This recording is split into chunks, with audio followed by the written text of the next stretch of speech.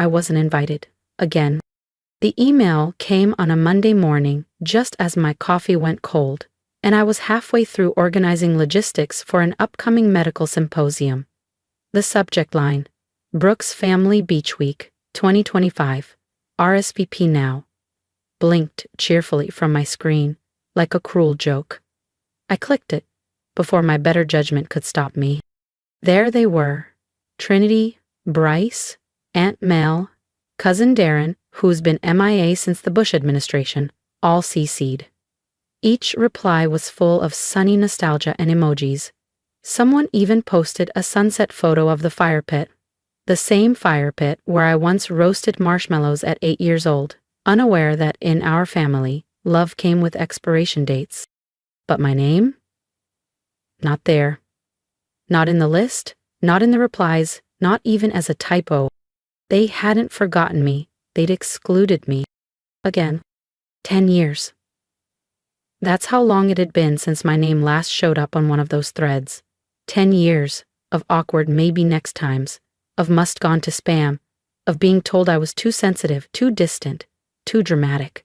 And every time I swallowed it, tried to smile through the weight of erasure, tried to believe that maybe next year they'd remember I still existed. But this time, I didn't call Trinity crying. I didn't ask why. I didn't fight for a seat at their table. Because this time I owned the table. Or more specifically, I owned the beach house. The very house where they planned to gather. The same one where my mother toasted her 30th anniversary while forgetting to tell me. The one where Trinity posed for her maternity shoot. The place they all treated like a shrine to family unity, while simultaneously editing me out of the photo albums. They had no idea it was up for sale, quietly listed, no family text thread, no group vote. Just another real estate transaction, offloaded like an old piece of furniture when the market dipped. I stared at the listing, the wraparound porch, the shell-colored siding, the balcony where Dad used to read Steinbeck out loud.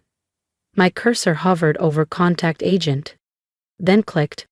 What happened next unfolded like a slow, precise symphony, the kind of music you only hear after surviving silence. A week later, I stood in front of the storage unit I hadn't opened in years. Unit 43B smelled like old books and cedar dust. I found the trunk, my grandmother's, and inside it, her seashell-covered journal and a letter addressed to me.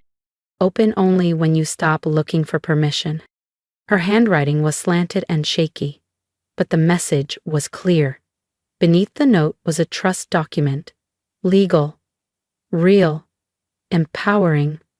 A clause in her estate gave me controlling interest in the property if the current deed holders, my parents, ever defaulted on taxes or maintenance, which they had.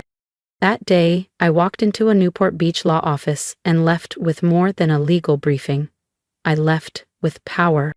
2 weeks later, the deed was in my name. They never saw it coming. Ownership came quietly, with no fanfare. No fireworks, no keys handed over with a congratulatory bow, just a notification in my inbox and a line on a property record that now bore my name. But sometimes, silence is louder than celebration. And for me, it carried the weight of generations. The irony didn't escape me. The house that had hosted a decade of family memories, each one carefully crafted to exclude me, was now legally mine. I didn't gloat, I didn't post about it. I didn't even tell Savannah, my only real ally in that entire bloodline, until the paperwork was final. Instead, I booked myself the master suite, under the name Miss C. Brooks. 3 nights, ocean view, champagne on ice, firm pillows, privacy preferred. A week later, their cars began rolling into the driveway. Trinity's spotless white Audi, Nelson's obnoxious black SUV, tinted windows and ego. My mother's aging sedan, still proudly bearing the world's best grandma sticker she never earned with me. I waited just long enough for them to check in. I could see it play out from the cafe across the street. Trinity gesturing wildly at the front desk, Nelson lounging at the counter like he owned the property, my mother standing behind them, composed but cold. Then I walked in. The lobby's tile floor clicked beneath my heels as I approached the desk. The receptionist looked up, and recognition flickered. "Ah, Miss Gellhorn," she said with a knowing smile, "just explaining the guest list situation."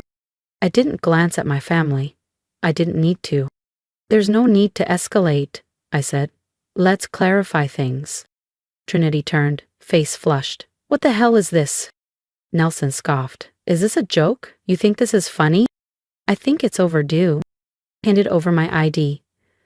"The deed transferred 3 weeks ago. The property is mine." The silence that followed was the kind that doesn't wait for someone to speak. It just settles like a storm cloud. My mother's voice cracked. You bought it? Without telling us?" "No, Mom," I said gently. "I didn't need your permission."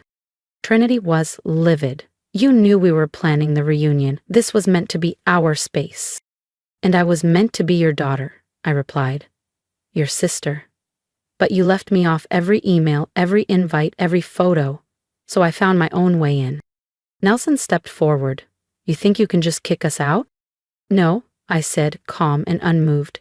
"I think I can reclaim something. That's different." Then I turned to the receptionist. "Please escort anyone not listed under my guest registry. Kindly, of course. Their family." Security came, nothing dramatic, just procedure. Trinity muttered something about lawyers. I reminded her to check the clause about unpaid property taxes and maintenance failures in Grandma's trust. My mother's voice trembled again. "Do you hate us that much?" I looked at her, finally meeting her eyes. "I don't hate you. I just stopped hoping you'd change." Then I turned and walked away. The fallout didn't take long. 3 days after I checked into the master's suite, the knock came, not at the door, but on the beach-facing window. A man with a microphone, camera crew behind him, standing in the halo of a news van's headlights. It was the kind of knock that announces not just intrusion, but accusation. "Miss Gellhorn," he said, as soon as I cracked the door, "can you confirm whether you coerced your elderly father into signing over the family home? Sources say he was not of sound mind." The red light on the camera blinked like a threat. I didn't reply. I closed the door in his face and walked away. My phone lit up seconds later. Emails, texts, screenshots. One was from a former neighbor. "Is this true?" Another from a cousin I hadn't spoken to since Grandma's funeral. "You okay?" Then the worst of it. A temporary injunction notice. I was being accused of elder manipulation. Occupancy was being challenged. And Trinity, she was behind it. Savannah forwarded me the post. Trinity, in her whitewashed Instagram tone, had written, "A woman who turns on her own family was never raised with love to begin with. I pray for her soul." Below that, an avalanche of emojis, pity-laced comments, and "so sorry for your family" replies from strangers who didn't even know I existed 2 weeks ago. They were painting me as a predator, the forgotten daughter turned villain. And the saddest part? For a moment, I almost believed them. But then, Savannah stepped in. With proof. Screenshots, family group chats, private DMs, emails. Trinity mocking me for being emotionally fragile?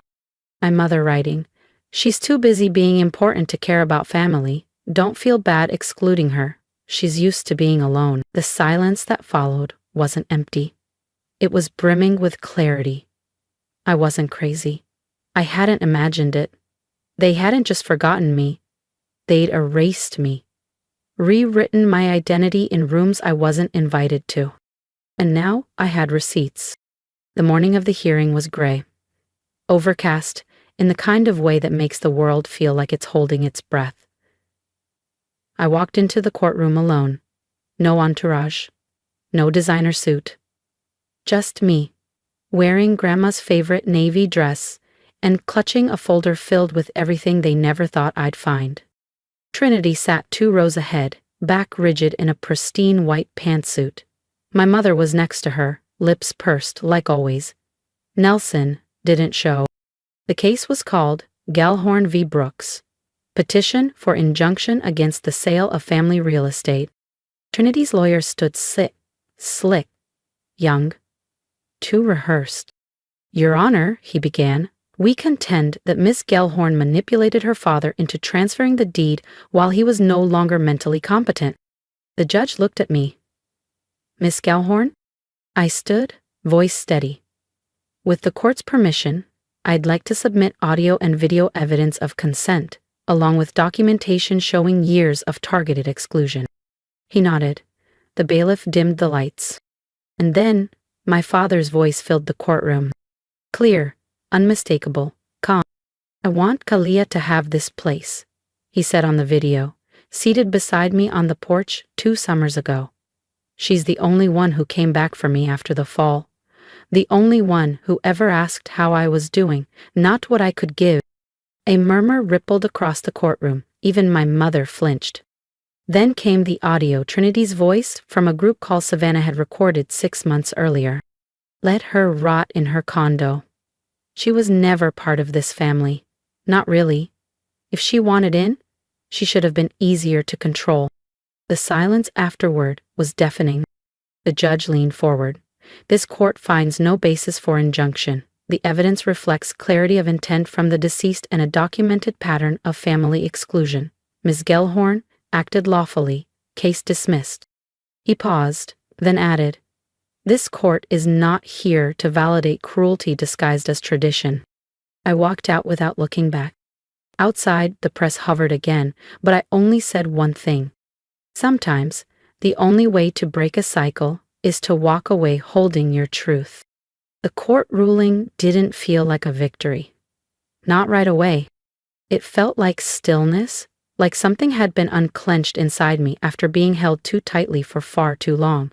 The weight of proving I belonged, of asking to be seen, had finally been set down. But that was only the beginning. The real reckoning came later, when I drove back to the beach house. The ocean wind greeted me like it had been waiting.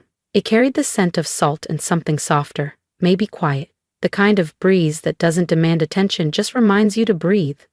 I stepped onto the gravel driveway, slowly, keys in hand. No longer a visitor, no longer an outsider. The house was quiet, sun-washed, and still. It sighed. It looked like they'd left in a rush. A half-empty water glass sat on the counter. A towel draped over the railing. Picture frames lined the hallway walls.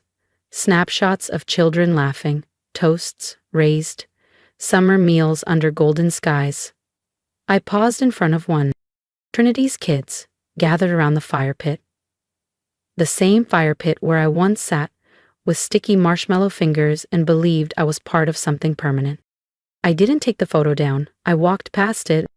Upstairs, in the master bedroom, I stood at the window and looked out over the ocean. My name was on the deed now, but it wasn't about that anymore. It was about the space they'd claimed as theirs, without ever asking if it hurt me to be left out. The house was never the prize. Just the simple. In the corner room, once my grandmother's office, I opened a drawer I hadn't dared to touch before. Inside, tangled and dust-covered, was the old wind chime we'd made together when I was 8. Seashells on frayed string, initials painted in shaky brush strokes. My C had faded completely. I didn't try to repaint it. I just took the whole thing downstairs, laid it on the kitchen table, and began to repair it, thread by thread. No glue, no shortcuts. Just care. The wind through the screen door carried a rhythm, and I let it guide my hands. When it was done, I hung the chime outside the porch, where it belonged. It swayed gently, as if remembering its purpose. That afternoon, Savannah showed up with a bottle of wine and a grocery bag. You didn't think I'd let you settle in without Pinot and paper towels, did you? She grinned. We cleaned in silence for a while. 2 women who had grown up in the same family but read different scripts. She folded the blanket Iris used to reserve for special guests. I wiped down the counter where Trinity once staged her cheese boards and critiques. When we finally sat on the porch, glasses in hand, the ocean had turned to gold. You didn't just win, Kalia, Savannah said softly. You ended it. You unhooked yourself. An answer. I watched two pelicans skim low over the waves, wings stretched wide and unbothered. An hour later, a knock came at the gate. I tensed. But it wasn't them. It was Mrs. Donnelly from 2 houses down. She held a tin of lemon bars. I just wanted to say, "Welcome home," she said. "Your father used to talk about you, you know, more than the others. Said you were the smart one." I blinked. "He did?" She nodded. "Told me once? That girl thinks in tides. I never forgot that." When she left, I set the lemon bars beside the repaired wind chime. That night, as I moved through the house, room by room turning off the lights, I didn't feel like I was in someone else's home anymore. I wasn't waiting for an apology, or an invitation, or for someone to hand me space I'd already earned. I didn't burn the bridge. I just stopped begging to cross it. As I closed the front door, the wind picked up across the porch. The seashells swayed, catching the breeze, and for the first time in years, they sang. Thank you for listening, for feeling, and maybe even for remembering someone in your life who's been left out, misunderstood, or rewritten by the people who should have protected them most. I didn't share this to stir pity or to prove anything to those who never saw me clearly. I shared it because silence taught me that truth unspoken becomes someone else's weapon. And reclaiming that truth? That's a war worth waging. Not for revenge, but for restoration. If you saw yourself in my story, even in small, painful echoes, I want to hear from you. Leave a comment below. Tell me where you've had to stand alone, where you chose peace over permission. Let's not keep those stories buried anymore. And if something in you wants to say, "Kalia, you were right to take back your place," then say it. I'll read every single word. Here is my advice. For you and for me. You don't need to burn bridges. Just stop building them for people who never planned to cross. Stop folding yourself smaller to make others feel bigger.